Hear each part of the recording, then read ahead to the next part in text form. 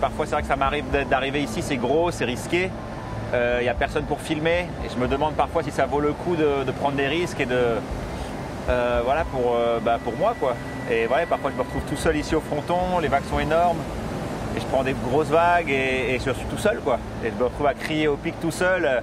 Alors la caméra embarquée, parfois c'est sympa, ça permet d'immortaliser le moment.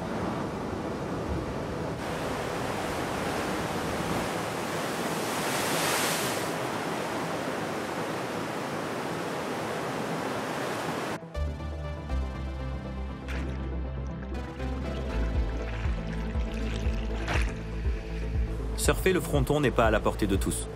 Le spot est radical. Les vagues sont puissantes, épaisses et rapides. Sur cette vague qui s'écrase sur la roche à fleur d'eau, l'erreur peut se payer cash. L'environnement est hostile. Amaury a conscience du danger, mais c'est le prix qu'il est prêt à payer pour pouvoir se maintenir au plus haut niveau mondial. Bien sûr, c'est un sentiment que je connais, la peur. C'est un sentiment, je pense que les gens qui font vraiment des sports extrêmes aujourd'hui, c'est ce qu'ils recherchent, cette peur contrôlée presque. Quand vraiment on a l'adrénaline qui monte, on a presque le goût d'adrénaline dans la bouche.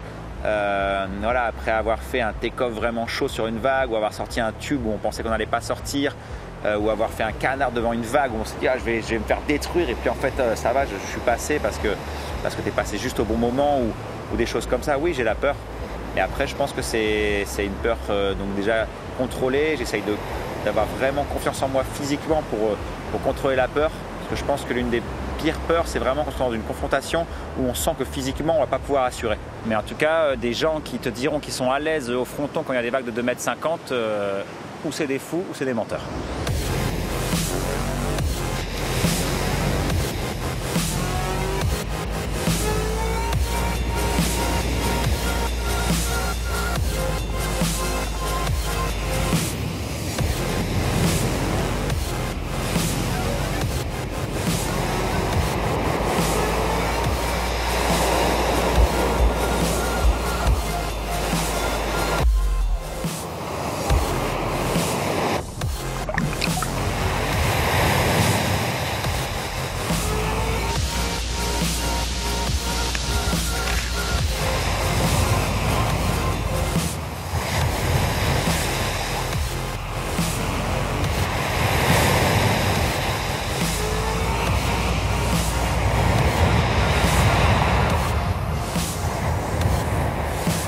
Le pratiquant qui n'a jamais peur, c'est celui c'est le prochain sur la liste de la mort. Là, c'est radical.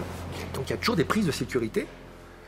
Il y a en même temps cette angoisse parce qu'il reste l'incertitude qu'on ne peut pas contrôler. Et c'est ça qui donne, c'est ça le risque.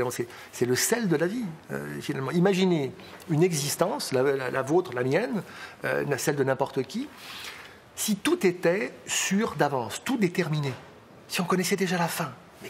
Quel intérêt à continuer à vivre? C'est bien parce que justement on ne sait pas, qu'il y a une part d'incertitude fondamentale sur ce qui va nous arriver, que c'est intéressant.